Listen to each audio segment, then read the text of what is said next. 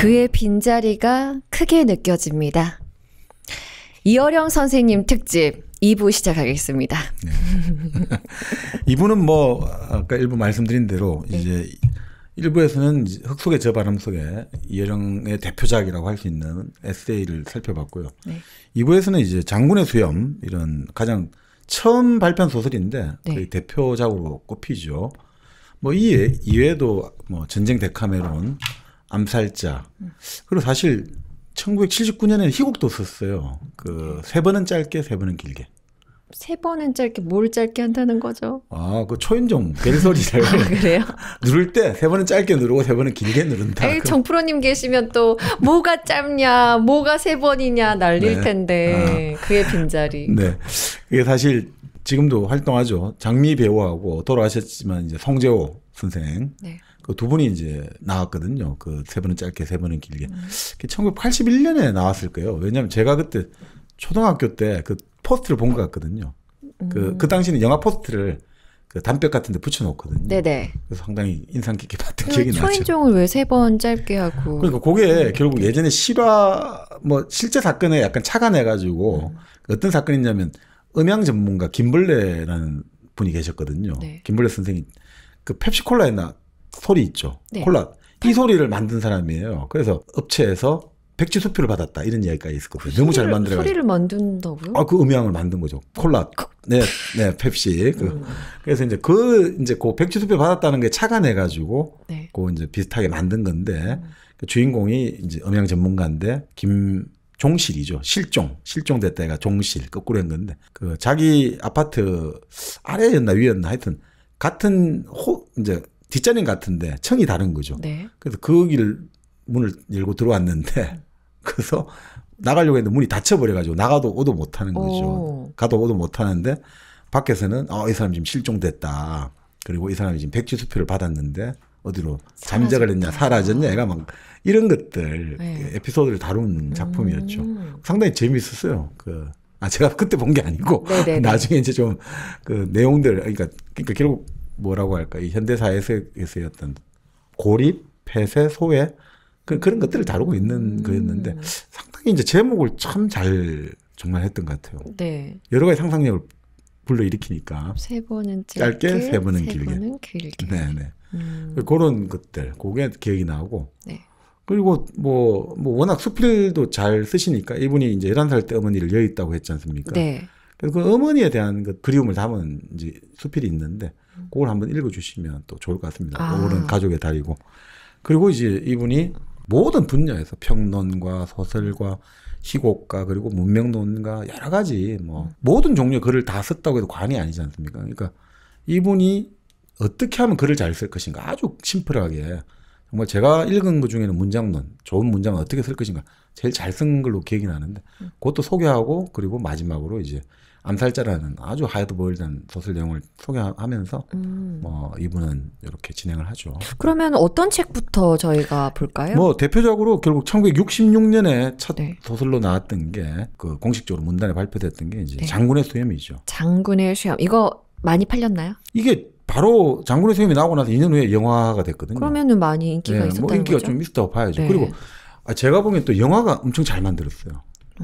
영화를 만든 감독도 이성구 감독인데 그 각본을 쓴 사람이 또 당대에 가장 뛰어난 소설가 그 각색을 참여한 사람이 그 김승옥 그 무진기행을 썼던 김승옥 이 작가가 또 참여했기 때문에 무진기행 고3 때 엄청 맞습니다. 봤는데요. 네. 네. 바로 김승옥 작가. 네. 그분이 각색에 참여했거든요. 그래서 아주 이게 제가 소설하고 영화를 2번 봤는데 이게 진짜 소화를 잘하고 있다고 해야 되나. 그리고 당대 유명 배우들이 다 나오거든요. 주인공 김철훈 역에는 돌아가신 신성일 그리고 그 김철훈의 동거녀로 나오는 애인 역에는 나신혜 역에는 윤정희 지금 좀 이제 알츠하이머 모형을 앓고 계신 윤정희 선생이 나오고 네. 그리고 뭐 그걸 추적하는 형사로 나오는 여기 그 유명한 그 배우 김일아의 아버지였던 김성호 선생 네. 그 아주 유명하신 분이거든요. 마부로 베를린 영화제 그 은곰상을 받은 그 주연 배우였으니까.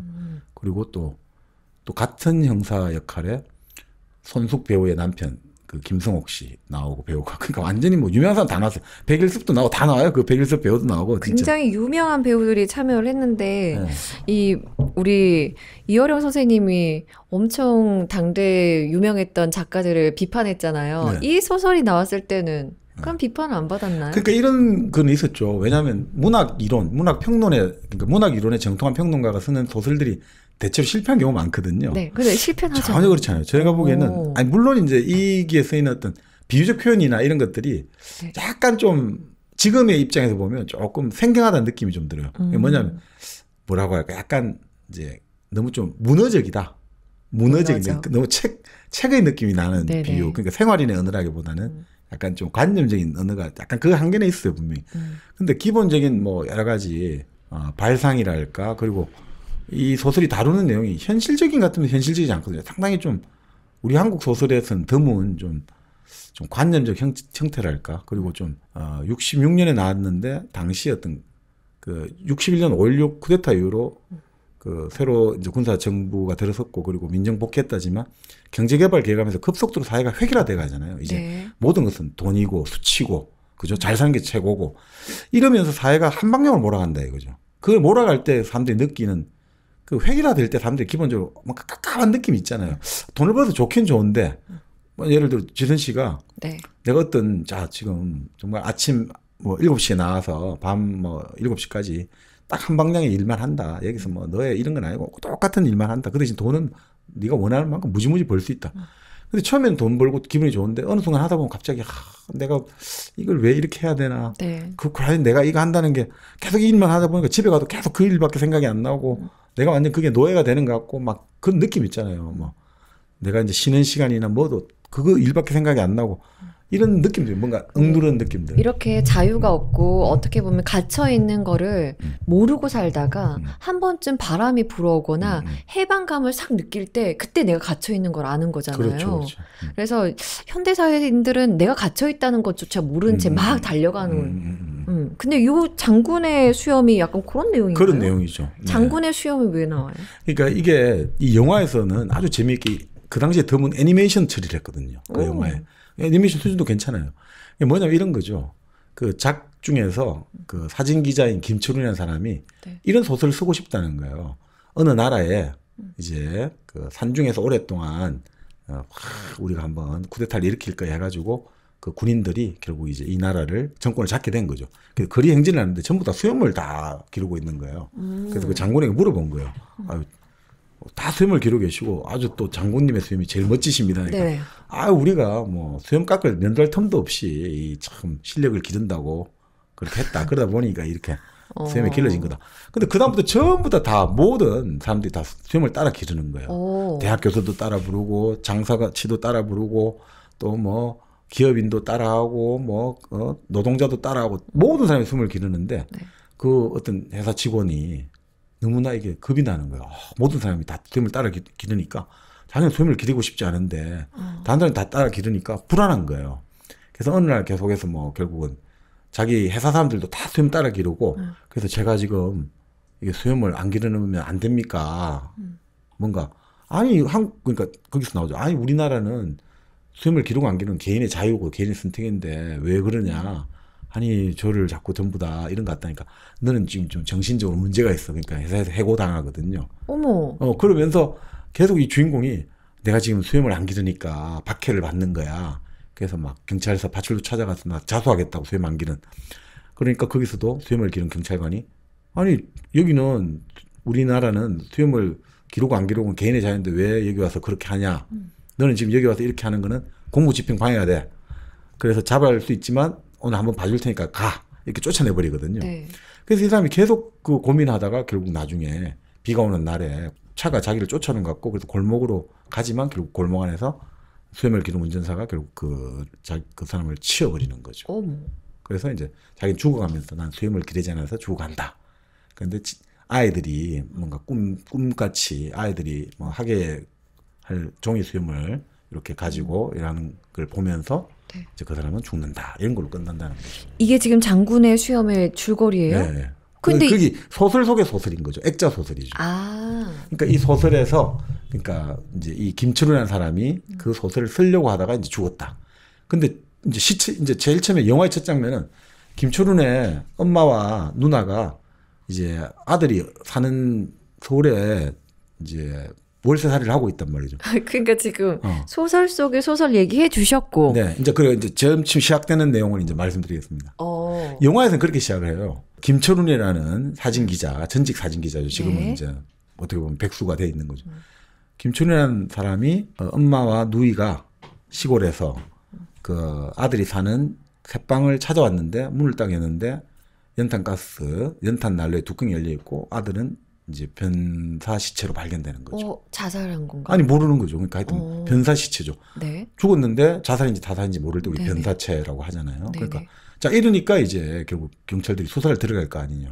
그래서 소설에서는 이렇게 된 거예요. 경찰이 출판사의 의뢰로 출판사들이 원래 호텔 같은 데다가 여관이나 이런 데 잡아주거든요. 예전에 글만 쓰는데 전념만 하고. 네. 이 작가를 찾아오는 거예요. 지금 그 김철훈을 아십니까? 난 모릅니다. 근데 김철훈이 죽었단 말이에요. 근데 내가 모르는데 어떡하란 말이야. 그러니까 그 사람이 선생님 앞으로 편지를 하나 남겼다고. 지금 이 우표는 안 붙이고 스탬프는 안 붙였지만 선생님을 수신인으로 하는 편지를 보낸다. 그게 보면 그것을 일주일 내로 해치우겠다 이런 말이 나온다. 그것을이라고 딱 표현되어 있어요. 그러니까 이게 당신하고 뭔가 관계가 있는 거 아니냐 할 때 이 사람이 막 웃으면서 말을 하는 거죠. 그것은 이제 기억난다고. 그 신문사에 자기 친구 동생이 있었는데 네. 그 친구 동생이 기자로 있는데 그 김철이라는 사람이 나를 좀 만나고 싶다고 해서 그 세 명이 만났다. 그 자리에서 자기가 이런 소설을 쓰려고 한다. 그게 바로 장군의 수임이고 그것을 일주일 내로 난 완성하겠다. 그 말 뜻이다. 조금 전에 모른다고 했잖소. 당신이 범인이야. 그쪽에서 이제 항상 수사를 그렇게 하려고 하는데 근데 60년대 영화 보면요. 그 경찰관 이런 사람들이 엄청나게 권위적이에요. 그 예를 들어 이런 그 작가를 찾아와서 추궁한다든지 그 동거녀였던 이제 나시네를 찾아와 추궁하는 장면들이 어마어마하게 권위적이고 위압적이에요. 그래서 제가 깜짝 놀랐거든요. 요즘 같으면 저거 다 그냥 그 뭐냐 인권 침해 피해자가 아니죠. 왜 우리는 참고인인데 우리 이렇게 무리하게 다루냐 이 정도고 막 사람들 윽박지르고 이런 거 있죠. 그러나 야 정말 우리가 민주화가 많이 됐구나 이런 옛날 영화 보면 확실히 느껴져요. 서리철로 맨날 이렇게 때리잖아요. 아니, 야 임마, 야 임마 이렇게. 네. 그렇죠. 자 그렇게 해서 이제 결국 뭐 이제 이 사람이 설명을 해주는 거죠. 네. 아니 그게 그런 거다 하면서 이제 자기가 설명을 해줬고, 그러니까 형사들이 아니 이제 소설에서는 형사 한 명이에요. 박 형사로 나오는데 이 사람하고 이제 결국 이 사람이 죽음의 원인을 찾아보자 이렇게 되는 거죠. 네.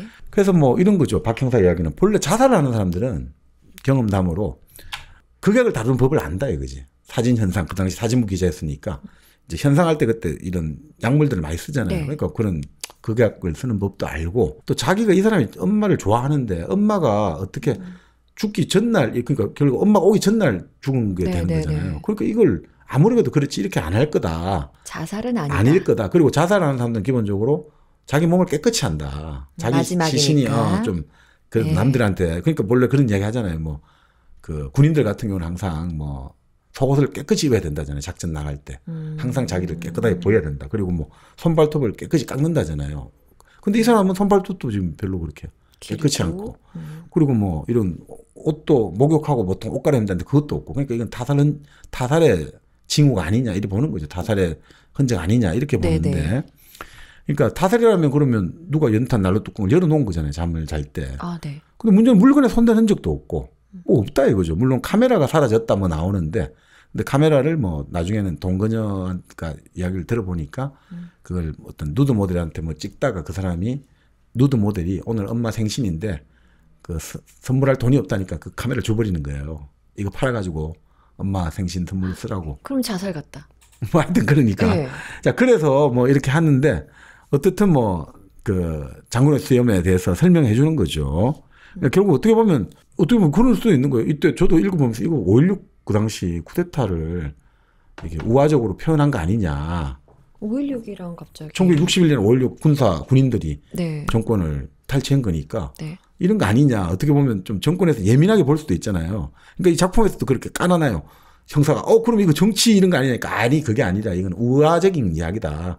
장군의 수염은 이 장군들은 뭐 몇백 년 전일 수도 있고 그 이유가 될 수도 있고 이런 식으로 설명하는 거죠. 이거는 약간 요 작가도 잘못 이용 선생이 잘못 글 쓰면 이것도 큰일 나잖아요. 그러니까 그렇게 해가지고 현 정부 두고 한 건 아니고 획일주의 현대사의 갑박가식의 소외 이런 거 뭔가 이런 거 아니냐 뭐 이런 식으로 하는 거죠. 그러니까 자기가 그때 그런 이야기를 하길래 아니 너무 관념적이라서 성공하기 어렵다 이런 이야기를 해줬다는 거죠. 그런 식으로 하면 안 된다 뭐 말을 해줬는데 이야기를 듣고 나니까 하여튼 호기심이 생기잖아요. 그래서 방을 찾아갔죠. 김철훈의 방을. 누가 찾아가는 거예요? 그 작가가. 여기서 이제 작중하자 나가 찾아가는 거죠. 네. 가니까 이제 엄마하고 누나가 멍해 있는 거죠. 근데 이제 엄마는 내 때문에 죽었다. 내가 얘를 죽였다라고 하는 거예요. 왜냐면 어릴 때 하도 시집살이가 힘들어가지고 어린애를 이제 젖을물에다가 재우면서 자기가 인도 있잖아요. 이걸 찢은 이런 거 있잖아요. 옷 찢을 때. 그거를 잘못해가 이마에 찢었다는 거예요. 그래서 그 흉터가 항상 얘가 힘들어가지고 사람들하고 못 어울리고 해서 결국 이 의미가 걔를 죽였다. 이렇게 이제 하고 누나는 그게 아니고 우리 집이 참 잘 사는 지주였는데 토지 개혁하고 여러 가지 문제로 결국 이제 땅을 다 뺏기게 되었고 그 과정에서 얘 형이 일본에 대학 유학을 보냈는데 흔히 말하는 빨갱이가 되어 돌아왔고 그러면서 이제 결국 형이 나중에 경찰에 끌려가게 되고 얘가 그때 그러면서 너무나 충격을 많이 받고 해가지고 항상 그래서 그런 것들이 이 세상을 비관하게 된 거 아니냐 이렇게 보는 거죠. 네. 그래서 이제 또 동근여를 찾아가요. 그 동근여는 그 이야기를 하는 거죠. 뭐 자기하고 어떻게 만난 이야기를 아주 기묘한 우연으로 만났는데 아버지가 이 동근여의 아버지 나신의 아버지가 나목사였어요. 근데 이 목사가 반신불수로 지금 그냥 집에 이제 딸의 시중을 받으면서 사는데 이 딸은 이제 뭐냐면 댄스를 해서 댄스를 남자들한테 춤을 같이 춰주고 돈을 받아가지고 아버지를 복양하고 있거든요. 근데 그때 이제 단속이 들어와가지고 경찰서에 그러면 3일간 구류되거든요. 네. 그럼 자기 아버지가 3일간 아무도 봐줄 사람이 없잖아요. 그러니까 이 사람이 사진 기자라고 했잖아요. 네. 그래서 자기 립스틱에다가 뭐 종이 같은 데 써가지고 이 주소에 찾아가서 우리 아버지를 3일만 좀 봐달라. 내 나올 때까지 그러면 내가 당신에게 살해를 하겠다. 그래서 김철훈이 그걸 보고 가서 이제 아버지를 도와준 거거든요. 네. 근데 아버지하고 이야기를 많이 하는 거죠. 그 남목사는 나중에 그 이야기를 해요. 내가 지금 이렇게 돼가지고 반신불수 돼가지고 사람들이 아무도 안 찾아오지만 자기 이제 6.25 때 이야기를 해주는 거죠. 자기는 잘 나가는 목사였는데 6.25 때 이제 고문을 당했다는 거죠. 지금 교회 청년 2명이 어디 숨어 있는데 간 곳을 대라, 숨은 곳을 대라. 자기는 아무리 고문해도 나는 못 된다. 나는 신 앞에 약속을 했다.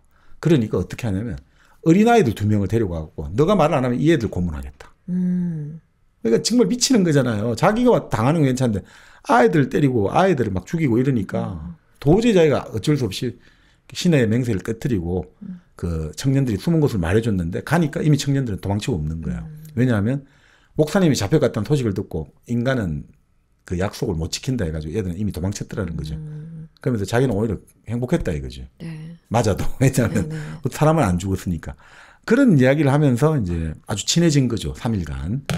친해지고 이제 그런 게 나오는 거죠. 이 소설가는 계속 이런 등장인물들의 얘기를 들으면서 추적을 하는 거죠. 추적을 해가고 이 죽음의 원인은 뭘까? 네. 그래서 그 나중에 또 이야기를 나와요. 이제 뭐 신문사 편집국장도 만나가고 신문사 이제 자기 친구 동생도 만나가지고 네. 어떤 거냐 하니까 얘 좀 이상해. 얘는 사회 부적응론자야. 이런 식으로 나오는 거예요. 사회 부적응자야. 왜냐하면 사진 찍으러 왔는데 어떤 사람이 막 서양식으로 흉내 내고 막 버터 발음하고 네. 그리고 특히나 제일 폭발한 게 자기 아이들 보고 메리 존 이러니까 그런 말을 한 거예요. 사모님, 우리나라에서 서양권 다 좋아하지만 서양식 이름은 개나 부를 때 쓰는 거라고. 그래서 막 싸움하는 걸로 나오거든요. 그래서 네. 결국 얘는 안 돼. 사회생활 못 해. 이런 식으로 이제 하는 거죠. 네. 그리고 이제 이렇구나 하고 나중에 이제 나신애라는 결국 동근이한테 이야기를 듣게 되는 거죠. 나신애가 이제 이야기를 해주는 거죠. 사실 그 사람하고 나하고는 이렇게 결국 서로의 상처가 있잖아요. 서로 상처를 털어놓는 고해놀이를 했다 이거죠. 우리 고해성사하듯이. 네. 그래서 이 사람은 상처를 이야기하더라 이거죠.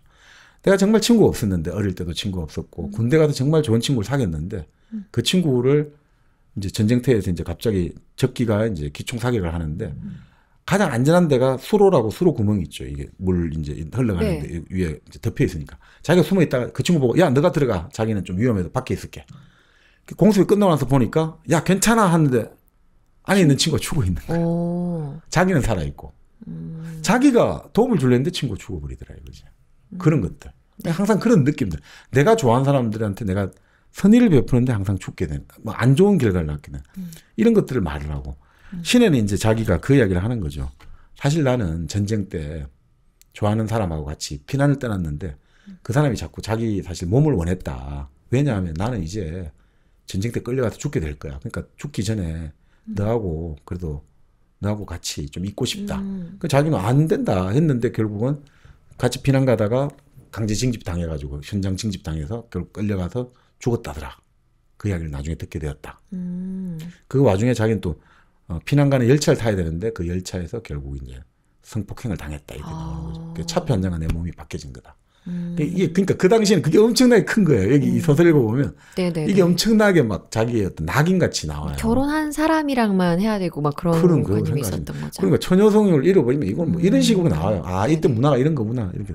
자 그래서 결국 이제 뭐 결국 뭐 아무래도 이거는 뭐 정확한 원인은 모르지만 타살도 아닌 거고. 네, 둘이 고해상사를 하면서. 그래서 그 이야기를 그렇죠. 그 고해상사를 하고 했는데 어느 순간부터 못 견디겠다는 거지 자기가. 계속해서 이런 관념적인 놀이 있잖아요. 여기는 우리의 텅 빈 난파선이고 우리는 항해를 하고 있고 왜 그런 거 있잖아. 낭만적으로 우리가 이제 흔히 말하는 성관계를 가지는 것은 고독의 배설 작업이고 뭐 이제 나 못하겠어 이제 이렇게 되고 그 와중에 결국 뭐 이제 폭발하는 거죠. 나는 현실의 삶을 살고 싶다. 나시네는 결국 떠나게 되는 거고. 네. 그리고 결국 이제 여기는 죽게 되는 거죠. 근데 왜 죽었는지는 아직도 모르죠. 네. 네.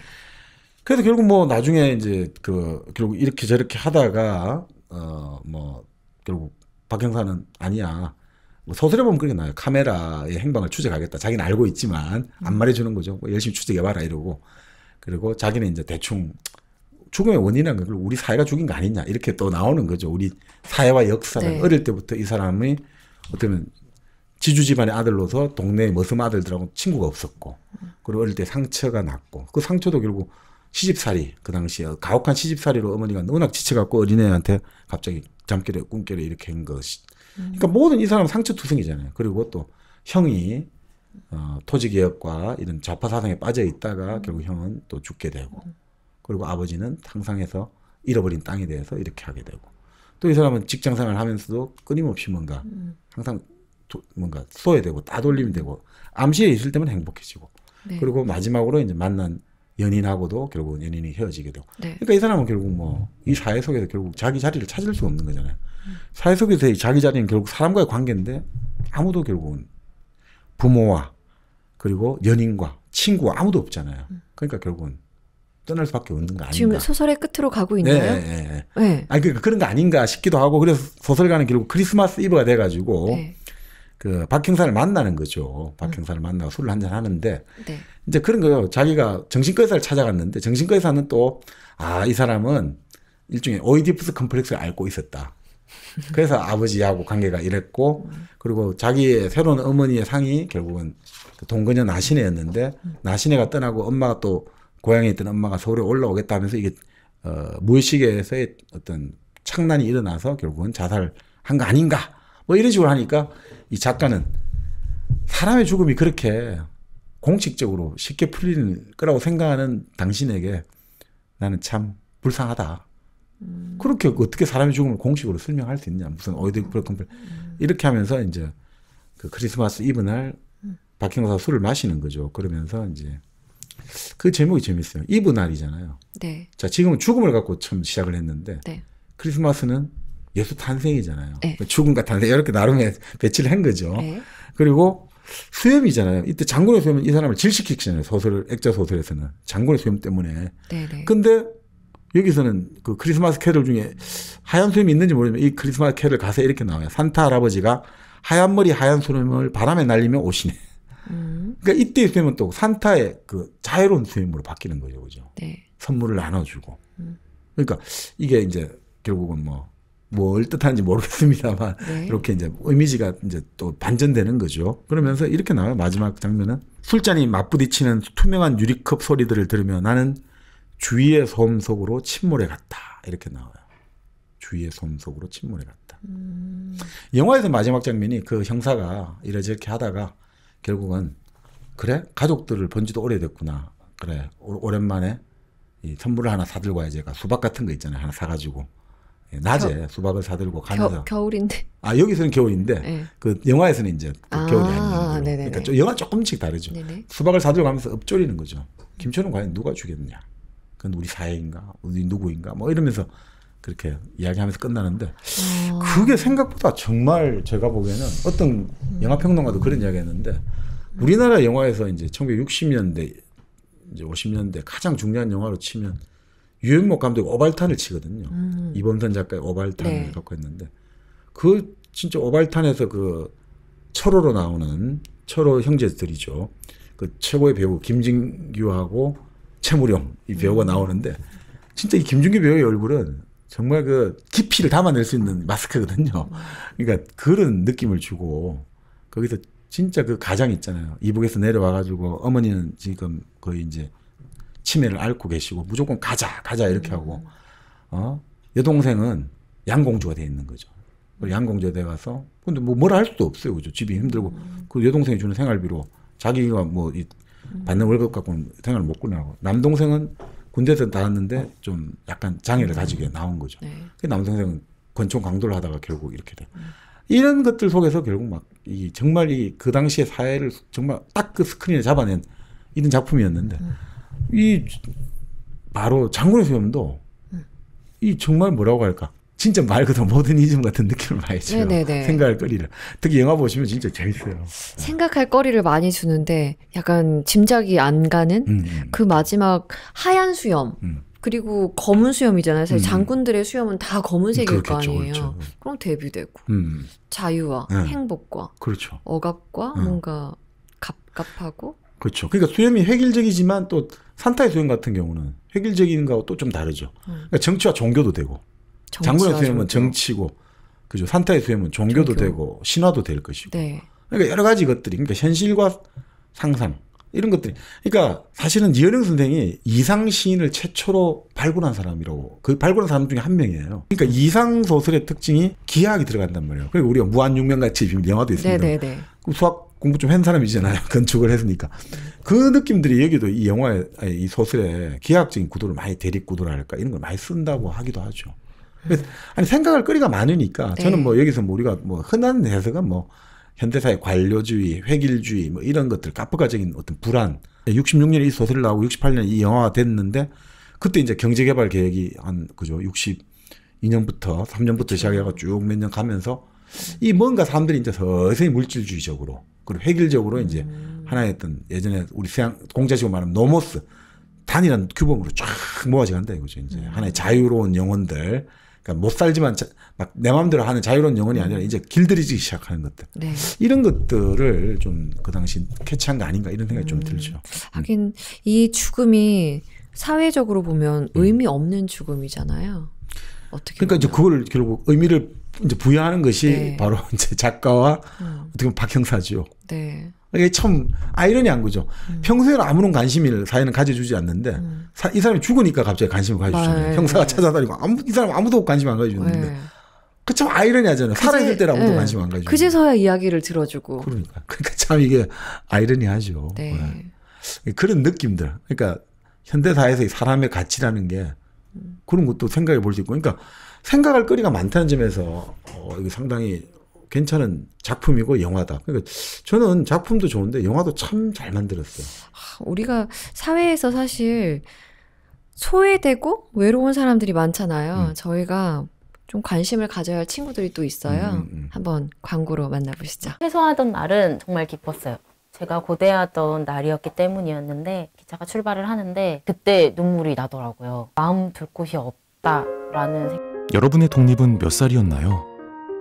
보육원의 아이들은 만 18세가 되면 시설을 나와 홀로 살아가야 합니다. 어른이 되기는 아직 이른 나이. 곁에 아무도 없다면 그것은 자립이 아니라 고립입니다. 18. 홀로 어른이 되어야 하는 아이들을 위해 함께 해주세요. 아름다운 재단은 18 어른의 건강한 자립을 응원합니다.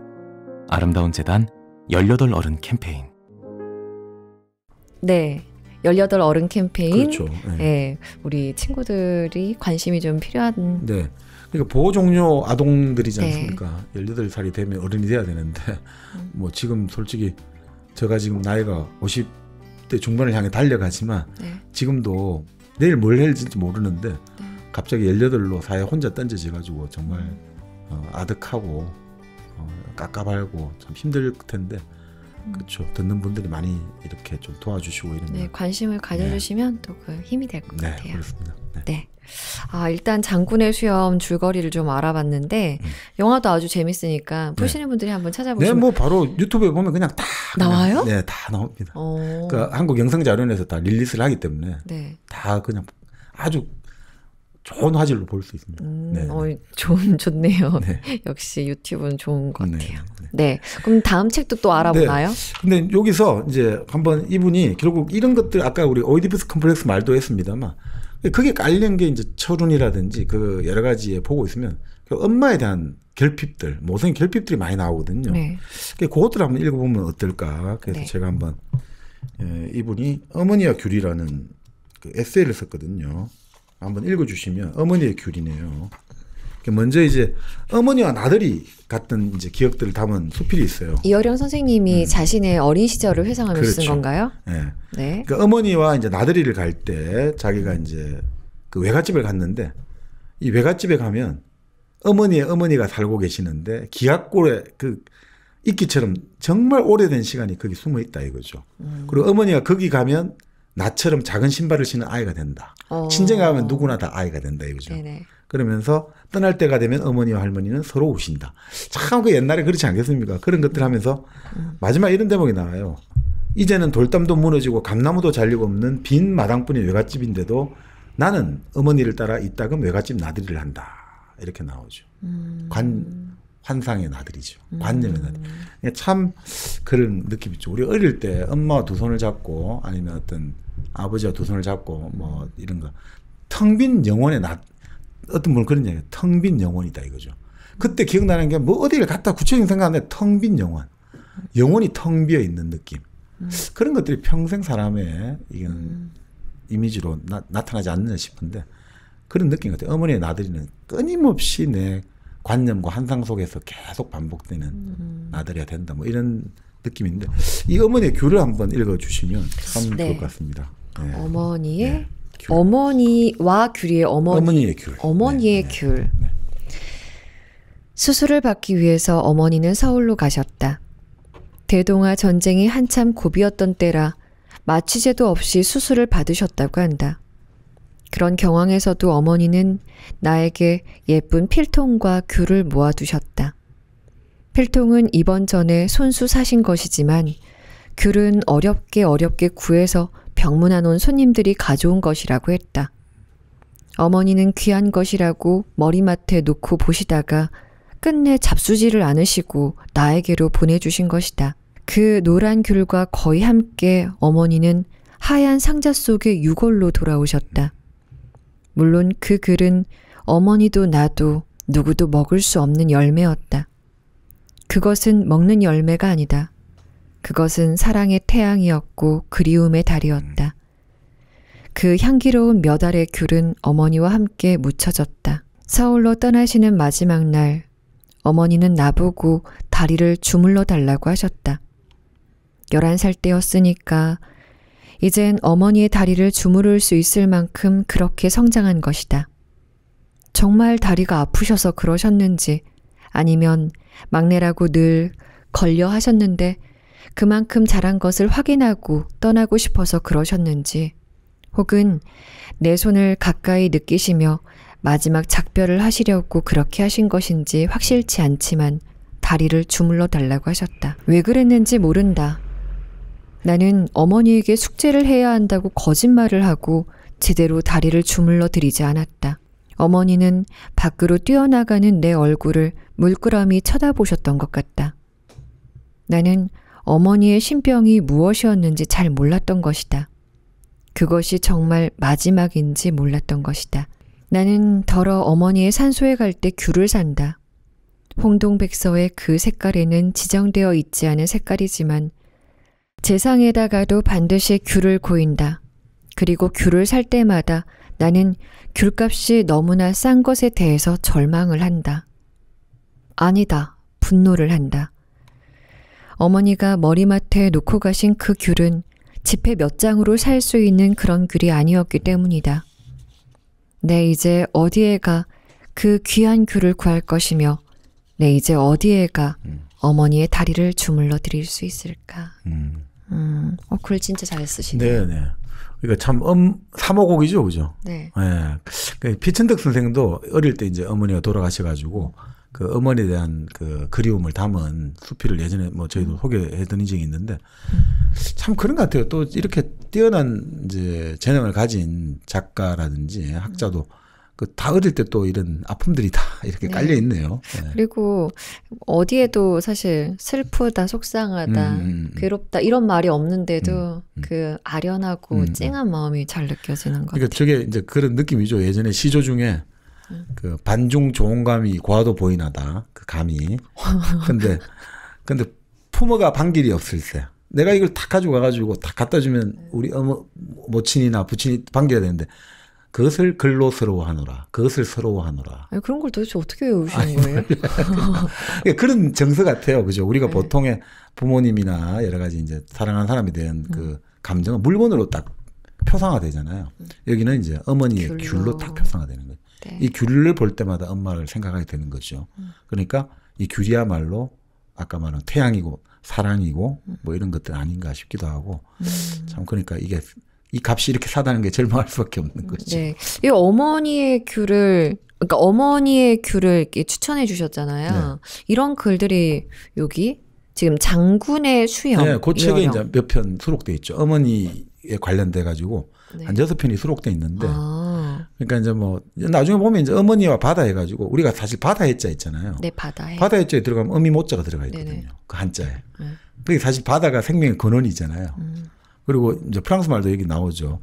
바다로 라머라고 하는데 그것도 엄마를 뜻하는 메르. 그럼 다 같은 거기서 나왔다. 이어령 선생님이 엄마를 정말 사랑했던 것 같아요. 그 인터뷰 몇 개 찾아봤었는데 이어령 선생님이 이제 죽음을 앞두고 그러니까 그렇죠. 암에 걸리셨는데 항암을 하지 않겠다라고 그렇죠. 하셨다면서요. 그러니까 자기가 맑은 정신으로 계속 지니겠다고 한 거죠. 네, 그러면서 본인은 인생에 있어서 벌써 이미 2번이나 죽었다.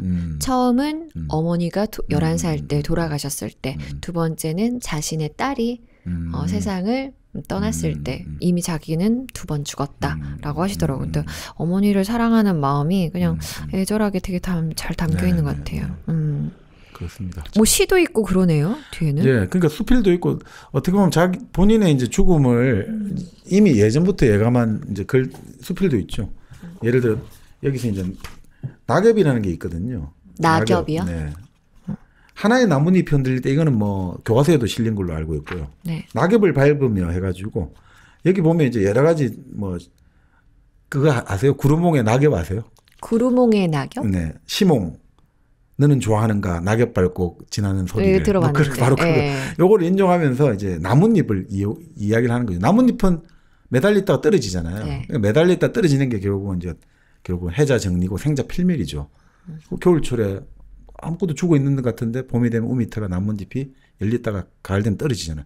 네. 결국은 사람이 태어나고 죽고 이런 것들인데 자, 그런 것들을 이야기하면서 이제 쭉 동서양의 어떤 시를 우리나라 시까지 다 이야기하다가 마지막에 결국 뭐냐 하면 인간의 죽음이란 것도 결국 낙엽 같은 것이다. 낙엽은 뭐냐? 결국은 휴식, 해방, 귀의 부활. 그러니까 인간의 헤어짐, 방황, 그리고 태어나고 죽고 결국 모든 게 낙엽하고 똑같다. 그렇잖아요. 휴식을 하고 결국 해방을 하고 다시 썩어서 흙이 돼서 다시 또 양분으로 다시 태어난다. 뭐 그런 면에서 이제 그런 것들을 하는데 자기의 이야기죠. 뭐 이런 것들 그러니까 낙엽 밟는 소리 같은 것도 그 비슷한 작가들이 좀 있죠. 그 유대계 작가 아이작 싱어라는 작가가 있는데 네. 그 작가 같은 경우도 지금 제목을 까먹었는데 제가 고등학교 3학년 영어 교과서에 나왔거든요. 네. 그것도 나뭇잎이 있어요. 나뭇잎. 나뭇잎이 이제 떨어질 때가 됐잖아요. 가을이 돼가 너무너무 불안하고 두려운 거예요. 네네. 내가 이제 죽는다는 게 어떤 건가. 여기 매달려 있다가 계속 매달리고 싶은데 결국 그죠? 찬바람 불어오고. 네. 근데 떨어질 때 결국 본단 말이죠. 이 내가 지금까지 근거했던 이 나무가 이렇게 아름답고 크고 듬직하고 그러니까 내가 매달리던 가지에 나는 지금까지 이 나무를 전체로 못 봤는데 죽어가면서 이 나뭇잎 떨어지면서 쫙 바라보게 되잖아요. 이 내가 살았던 세상이 이렇게 아름답고 좋았구나. 그 느끼면서 이제 안심하고 이제 나뭇잎이 떨어지는 거죠. 마지막 잎새도 네. 있잖아요. 마지막 그렇죠. 잎새. 그러니까 이 나뭇잎이 네. 그 우리 여기도 나오지만 우리 향가 있잖아요. 제막매가 한 가지에 나고서 가는 것으로 모르구나. 그래 나오잖아요. 한 가지에 난 나뭇잎들이라는 거죠. 형제 자매보다. 근데 나기는 한 가지 났지만 가는 곳은 그죠. 먼저 이 바람에 먼저 떨어지고 저 바람에 먼저 떨어지고 아무도 모른다는 거죠. 네. 그렇지만 미타철에 맛볼래 돛 닦아 기다리고자. 그거 어떻게 하시는 거예요, 도대체? 그러니까 그런 식으로 이제 되는 네네. 거죠. 결국 우리는 그런데 결국 다시 또 만날 것이야. 그러니까 우리가 그날 다시 만날 때까지 돛 닦고 기다린다. 우리는 반드시 만날. 그러니까 이런 것들이 깔려 있는 것 같아요. 근본적으로. 예. 그러니까 어떻게 보면 모든 이제 좋은 글들에는 어떤 분이 그런 이야기했지만 좋은 시라든지 좋은 글에는 이제 죽음의 냄새가 난다는 거죠. 이분도 예전에 이런 글을 썼는데, 그러니까 좋은 글이나 좋은 시에 반드시 죽음을 들어가지 않으면, 그러니까 항상 이것이 지금 좋은 것이고, 너가 잘 될 것이고, 너는 이런 글은 좋은 건 아닌 거죠. 속이는 글이죠. 사실은 좋은 글은 반드시 메멘토 모리라고 하잖아요. 로마에서 장군들이 전쟁에 이겨 개선을 할 때 항상 옆에서 꽃을 뿌려주고 막 찬양 개선 행사를 하지만 옆에서는 항상 메멘토 모리라고 하잖아요. 죽음을 생각해라. 죽음을 생각해라. 이 아무리 너가 지금 하는 것도 영원하지가 않다. 죽음을 생각해라. 이렇게 끊임없이 그 알려주고 일깨워주는 게 그러니까 이영수 선생은 뭐 이런 대목을 봐도 그 옛날에 그래도 끊임없이 이런 것들을 경계하고 이런 것들이 담겨져 있죠. 모두가 다 잊고 살잖아요. 죽는다는 걸. 네. 그렇죠. 그렇지만 이제 그러니까 이런 글들을 쓰는 네. 사람들은 알려줘야 되는 거죠. 네. 그렇구나. 그러니까 뭐든지 영원한 게 없고. 네. 우리 가수들도 알려주잖아요. 영원한 건 절대 없어. 그 뭐죠? 그 노래 있잖아요. 영원한 건 없지만 이런 거. 아니 빅뱅 노래였나? 그거 있잖아요. 영원한 건 절대 없어. 지금 정박님이 알고 있는 최애 신곡이다. 아 그래요? 그 최근은 아니지만 좀 됐어요. 아, 그래요? 네네. 그것도 뭐 그런 거죠. 메멘토 모리죠. 사실은. 그러니까 영원한 절대 없고 네. 항상 변한다 이런 거죠. 저희가 지금 장군의 수염 알아봤고 어머니의 귤. 네, 알아봤고 또 우리 또 뭘 그러면 이게 볼까요? 결국 이 명문의 조건을 알아봐야 네. 되는데 이 명문의 조건은 아무래도 이게 좀 힘든 것 같아요. 그렇죠? 이거는 인터넷 치시면 또 좋은 글들 많이 나오니까 명문의 조건 이어령 선생님 치시면 나오니까 네. 그렇게 보시고 제가 막 전쟁 데카메론하고 이양 작품으로 암살자 암살자. 해드릴게요. 네. 네. 암살자. 이것도 소설인가요? 네, 소설입니다. 네. 전쟁 데카메론은 여기서 나오는데 이게 정말 재미있습니다. 이게 21가지 이야기를 가지고 옛날 보카치오의 데카메론 흉내내는 거예요. 네. 보카치오의 데카메론은 패스트를 피해가지고 그 귀부인과 청년들이 이야기를 뭐 하면서 고난을 이겨내는 거잖아요. 그런 거고 이것은 이제 결국 전쟁 때 부산의 한 패선을 이제 니케아의 배로 불러요. 니케아의 배는 방랑하는 사람을 고향으로 실어준다고 하거든요. 그 배에 살고 있는 4명의 신사들이 그 이야기, 자기 이야기를 들려주는 거죠. 이 전쟁과 살아왔던 이야기들. 근데 상당히 이제 전쟁의 어떤 에피소드랄까, 그리고 전쟁의 본질이랄까, 전쟁으로 망가지고 훼손되는 청년들, 젊은이들 정말 잘 그려내고 있어요. 근데 이게 소설이 안 나와요. 지금 새로운 게 안 나오고. 그래서 제가 정말 옛날 거 이렇게 확대경 써가면서 봤는데 요번에. 아, 지금 보이세요? 엄청 네. 글씨가 작아요, 지금. 작아요. 진짜 한번 보시면. 네, 책도 너무 작고 네, 세로로 되어 있고. 네, 삼중당 문고였는데 그때 350원인가 했을 거예요. 그럼 이거 지금 네. 중고 서점 같은 데 가도 찾을 수가 없겠죠? 중고 도서에 뭐 팔지는 않겠습니까? 또 이게 하기는 할 것 그래요? 같은데. 네. 이거 경매에 붙이면 굉장히 비싼 값으로 팔리지 근데 않을까? 이제 뭐 이게 뭐 오래돼가지고 네. 거의 40년 가까이 된 책 아니에요? 41년. 와. 41년. 그래서 이제 이 내용들이 이제 보면 결국 네. 이런 거죠. 뭐 그 4명의 주인공이 뭐냐면 대학을 다니다가 네. 이 전쟁 때 이제 여기 부산에 와가지고 통역병 비슷하게 통역관 역할을 하는 물리대 윤군이라는 사람이 있고 그리고 이제 전쟁 때 부상을 입어서 제대한 김소희가 있고 그리고 작가인 이 선생이 있고 네. 그리고 대학에서 강의를 하는 박 교수, 이 4명이 모여가지고 쭉 이야기를 나누는 거예요. 네, 그러니까 이 전쟁 데카메론 같은 경우는 이제 뭐 그러면서 이제 한 명씩 이야기를 하는 거죠. 네. 내가 왜 이 책을 들고 있는 줄 아느냐, 뭐 이러면서 이야기를 하는 거죠. 트럭을 타고 피난민들이 가다가 뒤에서 미군 트럭이 빵빵거린다 이거죠. 그래서 이제 미군 트럭이 앞 딱 찔른 다음에 트럭 운전사 운전조수 내려가 너희들 뭐야 지금 우리 군사작전상 빨리 가야 되는데 너희들이 막아서 우리 제대로 못 가잖아.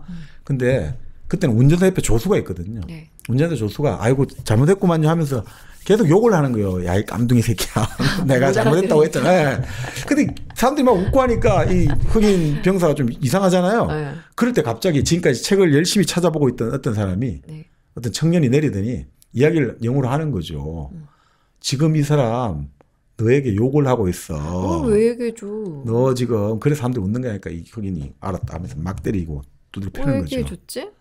자, 그런 다음에 어떻게 하냐면 자, 그런데 이제 다 끝났잖아요. 이제 가려고 할 때 저기 나도 부산까지 가는데 제가 좀 이런 사태가 일어날 때 내 통역도 좀 해줄 수 있으니까 나를 좀 데려갈 수 있느냐. 그래서 비굴한 웃음을 지으면서 그 차를 타고 떠나는 거죠. 태워준단 말이에요. 그것도? 태워주는 거죠. 그때 이 사람이 떠나면서 이 사람들을 바라볼 때 그 눈빛 있죠. 아까 참 묘한 눈빛이 있잖아요.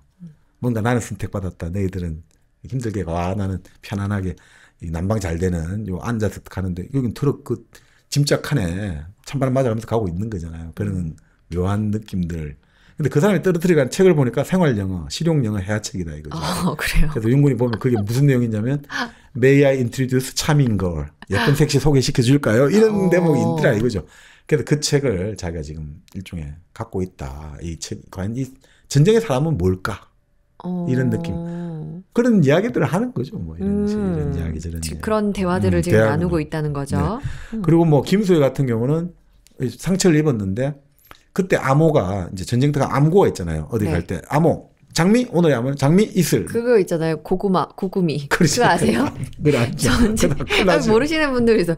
그 사투리로 이제 암호가 고구마였는데 이 부산 놈이야. 네. 그래갖고 암호가 뭐야 이 새끼야 이랬더니 고구미. 그거잖아요. 그만큼 암호가 중요하잖아요. 근데 여기서 그날 장미하면 이슬 해야 되는데 갑자기 장미하니까 자기가 예전에 사귀었던 여기서 참 여기 우리 정프로가 있으면 좋겠네. 네. 목사님 딸 은심이가 생각나는 거예요. 은심. 은심 씨가 생각나는 거예요. 네. 그래서 은심 씨가 뭐냐면 목사님 딸인데 뭐 그렇게 나오는 거죠. 여기서 S대학원만 가면 너가 원하는 거 다 해줄게. 뭐 이런 식으로 나와요. 그래서 좀 이상하게 엄탕한 웃음을 짓더라. 뭐 이런 거, 막 이런 게 생각이 나는 거예요. 그런 것들이. 그래서 갑자기 뭐, 막 이게 환상이 섞이더니 암고 장미하니까 장미 뭐지 하다가 의심하다가 이슬 그러다 결국 이제 뭐 부상을 입었다. 아니 죽지는 부상을 입었고 뭐 이런 식으로 나오는 건데 이런 이야기하면서 근데 뭔가 그 이후에 뭐 그런 느낌이죠. 은심에 대한 그 순수함의 어떤 감정과 이런 것들이 막 전쟁을 통해서 이제 뒤섞이게 되는. 네. 뭐 전쟁 때 청년들은 다 이제 애늙은이가 되잖아요. 우리 서부전선 이상 없다에 그 19살짜리들이 완전히 이제 이상하게 돼버렸잖아요. 그 전쟁의 참혹함 이런 거 생각이. 네. 그리고 3화가 이제 카키색 단추인데 이게 좀 참 인상 깊어요. 박 교수가 이야기를 하거든요. 네. 단추를 하나 갖고 있는 거예요. 카키색 있잖아요. 네. 그 카키색 단추를. 네. 이게 뭐냐라고 하면서 이런 거예요. 피난을 가고 있는데 어느 날 밤에 이제 빈집에 들어갔단 말이죠. 근데 빈집에 들어갔는데 어떤 사람이 죽어가고 있는 거예요. 피난민이.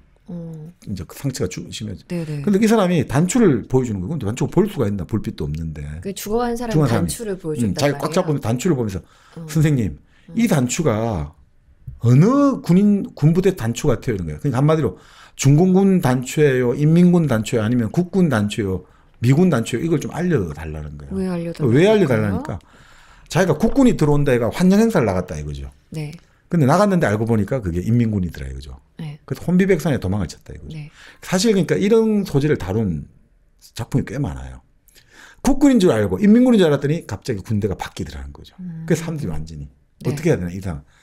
임철환 소설가가 곡두운동회라는 소설을 썼거든요.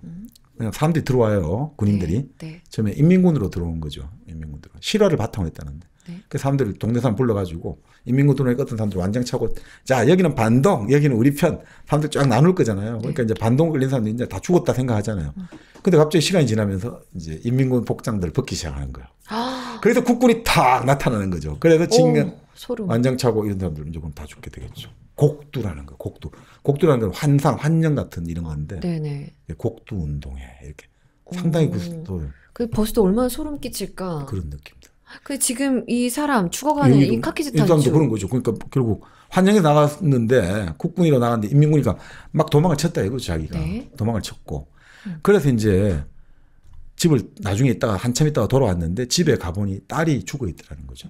그 딸이 딱 뭔가 손을 움켜쥐고 있는데 손을 펴보니까 그 단추가 있더라는 거예요. 카키색 단추. 그러니까 이게 아무래도 딸이 능욕을 당하고 죽으면서 이 뭔가 이걸 뺏어냈고 이걸 반드시 남긴 거는 이 원수를 갚아달라는 거 아니냐. 이게 정체를 알아가지고. 그래서 자기가 어떻든 아무래도 이게 그때 인민군 들어와갖고 이랬으니까 인민군 같아갖고 쭉 남쪽으로 내려왔는데 근데 지금 보니까 이 단추가 어떤 사람은 이 단추가 남쪽 거라 그러고 어떤 사람은 북쪽 거라는데 이게 단추가 어느 거냐 이거죠. 안 그러면 내가 방향을 지금 못 찾겠다 이거죠. 아 근데 왜 지금 죽어가고 있는 거예요? 아니 그 자기도 이제 피난 가다가 탕치를 당했겠죠. 그런데 자기는 지금 죽어가지만 네. 이건 내가 알아야겠다. 만약 이건 알아야겠다. 그래서 만약에 이 단추가 인민군 거면 남쪽으로 한 걸음이라도 더 가고 죽고 이 단추가 중공군이나 인민군 거라면 나는 북쪽으로 다시 국군 거라면 국군의 미군 거라면 나는 북쪽으로 다시 가야 된다. 왜냐하면 내가 한발 쪽으로 그곳에 가서 죽어야 된다. 나는 어차피 아무래도 참 그런 거겠죠. 그래서 다음 날 자기는 이거 잘 모르겠다 된 거예요. 다음날 문동이 틀 때 이미 그는 죽어 있더라 이거죠. 그 단추가 어디 건지도 모르고. 네, 모르고. 그래서 자기가 바뀌어서 그런 얘기를. 나는 그때 말을 해줘야 됐어. 이거는 중공군 거야, 인민군 거야라고. 죽어가는 사람들 마음을 그 사람 마음 편하게 해줬어야 됐어. 나는 왜 그때 말을 못했을까? 라고 말하거든요. 선의의 거짓말을 그때 해줘야 됐는데 전쟁에서 가장 비참한 죽음은 내 적이 누군지도 모르는 채 죽어가는 사람들이야. 라면서 이제 이런저런 이야기들이 씁쓸하다. 씁쓸하죠. 그러니까 이런 이야기들, 그러니까 인간에 대한 전쟁이 보여주는 그냥 인간에 관한 모든 에피소드 있잖아요. 네. 인간성의 바닥들. 그 일제강점기 때 그렇게 자기 이제 지주의 아들이거든요. 윤군이 네네. 대학생이. 그러니까 자기가 살밥을 그때 사줄 거 아니에요. 집이 부자니까. 근데 학교에서 우리 예전에 혼무집 검사할 때처럼 위에는 약간 잡곡 섞고 밑에는 살밥이니까 선생님이 그 도시락 거꾸로 뒤집어려 갖고 살밥이면 자기를 벌을 세웠다는 거예요. 근데 그 선생을 이제 피난지 부산에서 만나니까 지금 어디 사냐니까 배에 산다니까 역시 부잣집 아들은 달라. 만약 전쟁 때 안 되면 배 타고 일본 도망칠 거 아니냐. 그러면서 자기 보고 지금 거제도 피난민 수용소하고 부산을 왔다 갔다 배로 가고 사업을 하자. 돈 대박 난다. 이렇게 자기를 막 꼬시더라는 거예요. 네.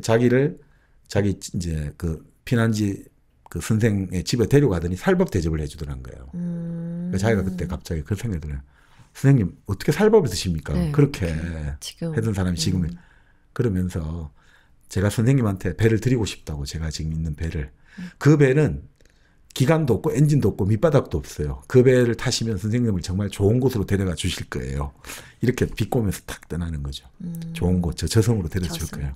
이러면서 이제 그러니까 그 전쟁 때에서 또 돈 버는 인간, 죽어가는 사람, 배신하는 사람, 순수성을 잃어가는 청년들, 타락한 처녀들, 네. 막 뭔가 군상이 다 나오는 거죠. 그러니까 참 보고 있으면 우리가 관념적으로 알고 있는 전쟁이라는 것들, 이런 것들을 또 이혜영 선생은 알려주고 또 돌아가셨구나 생각도 들고 네. 그런 생각이 좀 많이 들어요. 그래서 마지막에 이제 피날레에서 이제 이 배에 전쟁 때 모여가지고 4명의 신사들이 이런저런 이야기를 나누고 이제는 우리는 떠나간다.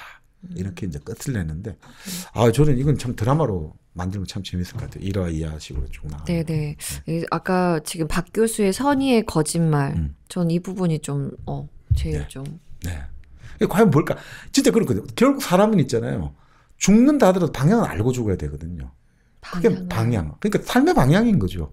내 방향을 지금 그러니까 늦게 가고 일찍 가는 건 중요하지 않고 내가 그 방향을 가느냐가 중요한 거 아니겠습니까? 그러니까 지금 우리가 어느 삶의 방향 목적지를 정했는데 엉뚱한 방향 가면 안 되잖아요. 늦게 가고 이런 건 상관이 없는데 엉뚱한 방향으로 가면 그건 좀 물론 뭐 지구는 둔 거니까. 저희는 너무 결과만 중요시하는 것 같아요. 그렇겠죠. 네, 저희 맨날 조회수, 구독자, 이 과정이 중요한데 그렇습니다. 결과만 보니까. 그렇네요, 진짜. 방향이 중요한데 이 방향이 간다면 우리는 네. 기다려야 되거든요. 네. 미래의 조회수를 기다리면 되거든요. 미래의 조회수를 기다리면 되는 거죠.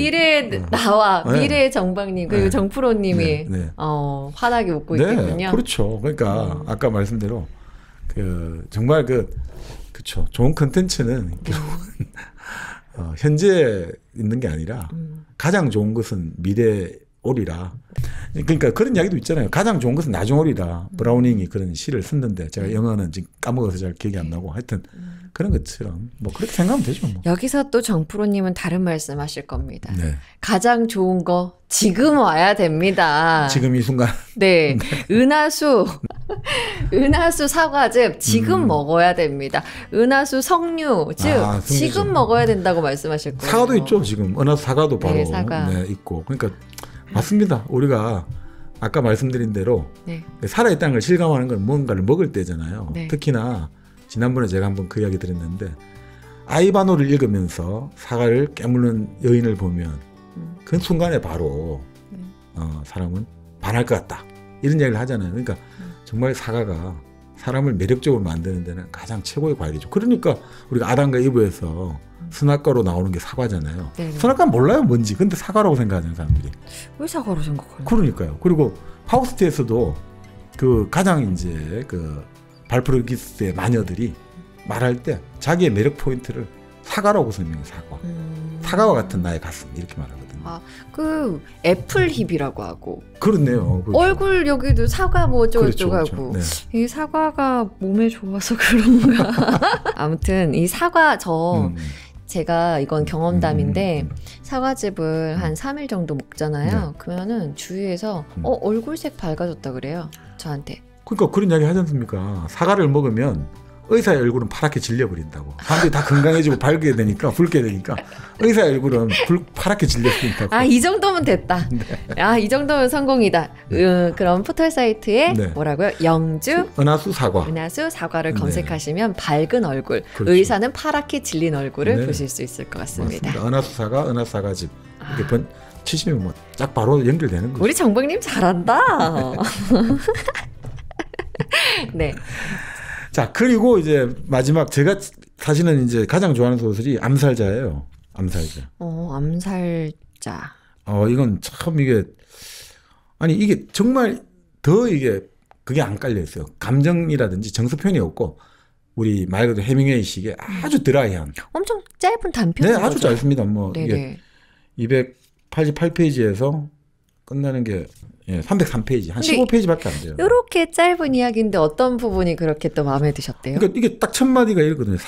살얼음이 깔려 있었다. 그들이 논바닥을 지나갈 때 유리 조각이 바스러지는 것 같은 발자국 소리가 들렸다.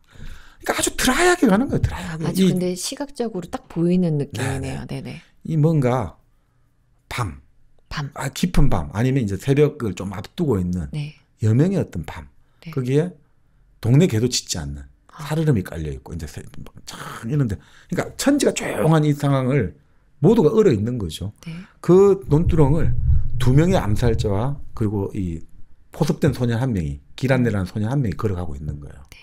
이 사람들은 어디를 가냐면 아주 지금 자기들이 암살하는 사람은 김 장군이에요. 네. 이게 지금 해방 이후에 어떤 혼란한 시국을 상징한대요. 김 장군이라고 해외에서 뭐 독립운동을 하다가 왔는데 지금 어떻든 자기에게 꽃다발을 걸어줬던 아주 어린 소녀하고 지금 미래를 즐기러 별장에 와 있는 거예요. 그래서 아무도 없어요. 지금 경호원도 없고 네. 미래를 즐겨야 되니까. 그래서 이 사람들이 정보를 입수하고 이 암살자들이 이 별장을 지키는 별장기 소년을 포섭한 거죠. 네. 너 서울에 가서 우리하고 살고 싶지 않니? 서울에 가서 우리가 너 공부도 시켜주고 출세시켜줄 테니까 그 우리에게 협조해줘. 해가지고 얘를 끌어온 거죠. 가자. 그리고 너희 엄마도 돈 많이 주고 잘 돌봐줄게. 가자. 이러는 거예요. 가는데 소년 아무리 좀 찝찝한 거죠. 정말 약속 지키시는 거예요. 약속 지키죠. 그럼. 근데 한 명은 두 명의 암살자가 있는데 한 명은 이제 엽총을 들고 있는 거죠. 네. 총잡이고 한 명은 가죽 잠바를 입었는데 제크 나이프 칼잡이에요. 칼을 들고 있는 거예요. 근데 가다가 이제 그런 이야기를 하는 거예요. 칼잡이가. 근데 말이야 나는 지금까지 정말 사람을 많이 죽여봤거든. 근데 한 번도 사람들이 죽기 전에 비굴한 웃음을 안 띄는 사람이 없더라고. 다 비굴한 웃음을 틴다는 거야. 그러니까 살려달라고 하는. 살려달라고 말은 안 하는데 묘한 그 뭔가. 그래서 뭐냐면 자기가 제일 처음에 일본인하고 같은 학교를 다녔는데 네. 하도 자기들 괴롭히고 해가지고 그런 일본인 그러니까 일종의 일진한테 네. 한판 붙자된 거예요. 네. 한판 붙자가 좀 자기가 계속해서 좀 밀리다가 결국 칼을 꺼냈다는 거예요. 근데 칼을 딱 꺼냈는데 갑자기 그때부터 걔가 갑자기 온순한 얼굴로 변하면서 약간 억수로 순진하게 뭔가 자기에게 아주 우호적인 뭔가 미소를 짓는 척 하면서 그러니까 한마디로 좀 봐달라는 거겠죠. 네, 비굴한 웃음. 그런 비굴한 네. 뭔가 친절한 듯한. 그래서 자기는 그냥 찔렀다. 어머. 그때부터 자기는 이제 자기의 흔히 말하는 킬러의 인생이 시작됐다는 거죠. 네. 킬러죠, 킬러. 자, 그러면서 나는 근데 그게 좀 당당한 사람 보고 싶어. 죽음 앞에서. 단 한 명의 예도 없이 항상 그 웃음을 짓더라고. 뭔지 모르게 쭈뼛쭈뼛 하면서 뭔가 호의를 구하는 듯한 그 비굴한 웃음. 그래서 딱 그 이야기를 한단 말이야. 그래서 옆청 든 사람이 넌 말이 너무 많아. 왜 이렇게 말이 많아? 그러니까 아니야, 괜찮아. 나는 잘 하는데 뭐 오늘따라 뭐 하여튼 말 좀 너하고 하고 싶구만 이렇게 하는 거야. 자, 그렇게 갔는데 이제 소년 보고 시키는 거죠. 이제 빌장에는 큰 사냥개가 있단 말이죠. 네. 그래서 이 사냥개가 떠들면 안 되잖아. 그럼 김 장군도 보시는 권총이 있을 수 있으니까. 네. 그래서 소년 보고 너가 마지막 할 일이 있다. 저 개를 데리고 나가서 죽여버려라 되는 거야. 소년이 아니 내가 키운 개를 어떻게 죽여요? 하니까 네. 너는 그렇게 하면 안 된다. 너는 이미 우리하고 약속을 했고 그리고 너 서울 가서 잘 살고 싶지 않니? 너희 엄마한테 큰 돈을 줘야지. 네. 정말 약속 지키시는 거죠? 해가 결국 소년이 개를 데리고 가서 그럼 걔는 자기 주인인데 사실상 네. 데려가서 꼬리 흔들고 있는데 네, 데려가서 죽였겠죠. 자, 그런 다음에 이제 그 신호를 가지고 이제 킬러 2명이 들어가는 거죠. 네. 딱 들어가는데 이제 바깥에 소리를 듣는 거죠. 문 밖에서. 네. 그러니까 이제 장군이 계속해서 그 여인을 꼬시는 거죠. 소녀를. 내가 귀국 환영할 때 꽃다발을 딱 처음 들 때 나는 그때 너에게 반해버렸어. 소녀죠. 뭐 그때. 그래서 어쩌고 하는데 이제 결국 문을 박차고 들어가는 거죠. 암살자가 들어갑니다. 2명이 문을 박차고 들어가죠. 네. 그러니까 소녀는 깜짝 놀라서 어머나. 이걸 하고 막 네. 도망치려고 할 때 바로 제크 나이프를 든 그 킬러가 칼을 날려가지고 그 소녀를요? 소녀의 가슴에 박혀갖고 죽어버리고. 어머. 그 다음에 이제 장군만 남은 거죠. 장군도 이제 그 품위를 잃으면 안 되니까 급하게 이불로 아랫도리 만지고 이렇게 감추고. 네. 그래서 말로 하자고. 네네. 자네들 왜 그러냐. 왜 뭐 하면서 그러니? 이야기하는 거죠. 내가 더 잘해줄게 뭐 하는데 이미 늦었습니다 하고 이 제크 나이프를 든 킬러는 제 칼을 저걸 좀 당당하게 한 번만 받아주시는 얼굴 표정을 보고 싶다 뭐 하는데 결국 장군도 예의 없이 뭔가 왜 그러나 말도 없이 결국 이렇게 이제 죽게 되는 거죠. 그래서 결국 이제 일이 끝난 거죠. 네. 근데 이 제크 나이프 킬러는 너무 허망한 거예요. 어떻게 나는 김 장군은 기대를 했는데 아니야, 이 사람 정말 풍천노숙했고 온갖 그 고난을 다 겪었기 때문에 이 죽음 앞에 당당할 줄 알았는데 김 장군도 역시 얘가 아니구만 이렇게 된 거예요. 자, 그런 다음에 이 둘이 나왔잖아요. 그래서 이제 소년을 앞세우는 거죠. 같이 가자. 그 소년이 아니 엄마한테 가야 되는 거 아니야? 그러니까 엄마한테는 따로 우리가 돈을 줄게 뭐 하는데 결국 이제 소년한테. 네, 소년. 너는 너무 많은 것을 알고 있어. 이렇게 되는 거죠. 아저씨 살려주세요. 이러기로 안 하셨잖아요. 약속을 지키셔야죠. 그러면서 걔도 이제 예전에 이제 비굴한 미소를 짓는 거죠. 그래서 또 칼잡이가 탁 소년의 가슴에 제크 나이프를 박아버리는 거죠. 그러면서 끝나요?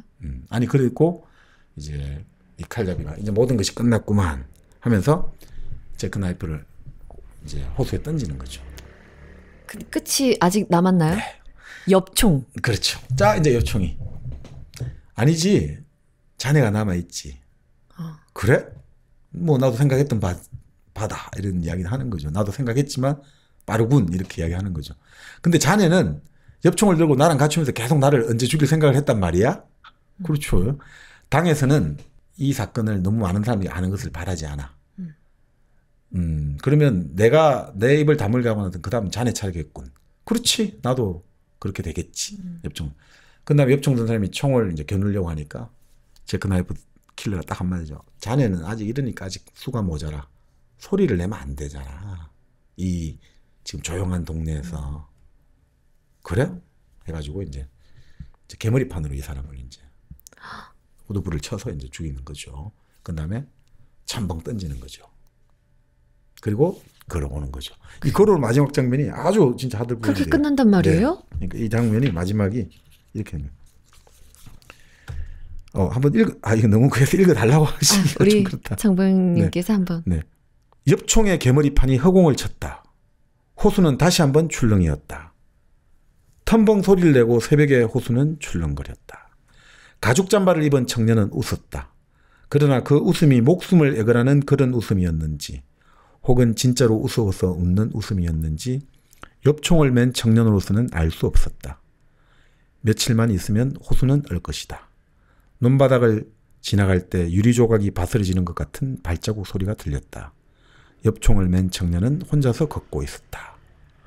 참 진짜 감정이 다 빠져요. 근데 이 삶에 뭐라고 할까 정말 불편한 현실을 그냥 확 대면시켜주는 느낌. 죽고 죽이고 이 정치 세계의 비정함이랄까 해방 이후에 그 혼란 속에서의 어떤 정적을 죽고 죽이는 것들이 그냥 한순간에 이 짧은 소설 하나로 다 들어오는 것 같아요. 그죠? 아무도 믿을 수 없고. 근데 이제 저희를 상상할 수 있는 영역을 남겨두시는 거잖아요. 네네네. 분명히 이 칼잡이는 자기가 그렇게 웃고 싶었을 거야. 비굴하지 않게. 그렇지만 누군가 상상하기엔 분명히 비굴했을 것 같아. 죽음을 앞두고. 그렇죠. 멋진 소설이네요. 그러니까 제가 이제 우리가 보통 예령 선생을 그냥 하나의 아이디어맨이고 그냥 에세이 잘 쓰시고 문명비평했고 그냥 아는 거 많고 뭐 달변이다 이렇게 보는데 사실 또 이분의 그 가슴 깊은 곳에 결국 근본적으로 자리하는 것은 결국 이런 창작의 열정, 창조의 열정이 아닌가. 그리고 그런 것들이 있기 때문에 그런 마그마들이 숨어 있었기 때문에 그런 것들이 한 번씩 이제 아주 멋진 작품이랄까 아주 멋진 말로 네. 분출한 거 아닌가 이런 생각이 좀 들고요. 화상 같은 사람이었다. 가슴 속에는 뜨거운 상징을 품고 있는. 네. 그래서 한 번씩 이제 분화구가 한 번씩 터져 나오듯이 분출한 사람이었다. 칼데라 화산이었다 이렇게 볼 수 있죠. 이 소설의 마지막에 나오는 그 얼음 네, 그 그러니까. 밟는 소리, 그 유리 조각이 부스러지듯이 그 얼음 살얼음이 새벽의 살얼음이. 그 새벽의 공간은 이제 희망의 공간인데 이 새벽을 사람을 배신과 배신을 죽이고 이 어둠은 이제 어둠 속에 다 묻어버리고 가고 있다는 것들. 네. 홀로 걷고 있다. 처음에 올 때는 3명이었는데 갈 때는 1명이고 그죠. 그 밤의 공간에서 이제 새벽에 해는 열릴 것이고 며칠 후면 호수는 얼 것이다. 뭐 다 끝나는 거죠. 우리 삶의 현실, 진실은 다 사라지는 거죠. 진짜 이렇게 일당백이 진짜 가장 멋진 순간이 저는 이런 장면 같아요. 소설을 다 같이 지금 나누는 거잖아요. 이 그림, 이 상상, 이 소리 어떤 분위기를 일당백을 듣는 분들 그리고 정박님 저 다 같이 어떤 한순간으로 몰아넣고 같이 느끼게 하는 이게 저는 너무 소름 끼치게 너무 멋있는 것 같아요. 그게 지금 바로 밀란 쿤데라가 말했던 또 뭐 있어요? 네, 시의 순간이에요. 그러니까 우리가 보통 우리가 시의 한순간 이러잖아요. 그런 것들 우리가 살아가면서 막 이러잖아요. 뭐. 근데 그게 보통은 그 한순간은 불멸의 순간을 원하는 게 아니거든요. 우리가 원하는 것은 우리가 생각하는 어떤 것들이 불멸이 되고 이런 게 아니라 그 지금 우리가 지금 나누고 있는 이 분위기, 이 장면, 이 느낌들이 영원히 잊혀지지 않는 하나의 순간을 되면 된다는 거죠. 불멸의 순간이 아니라 잊혀지지 않는 순간을 우리는 바라고 희망한다는 거죠. 그러니까 잊혀지지 않는 순간이 되고 싶다. 그러면 다 끝 된다는 거죠. 불멸의 순간까지 갈 필요도 없다는 거죠. 그러면은 제가 일당백 들으시는 분들을 또 한순간으로 초대드릴까요?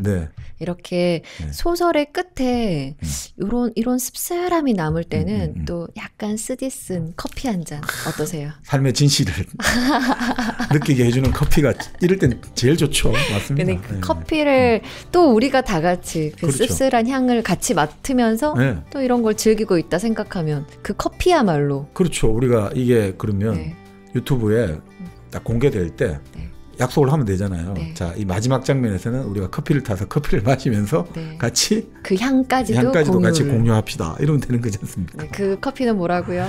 1kg 커피죠. 잘한다.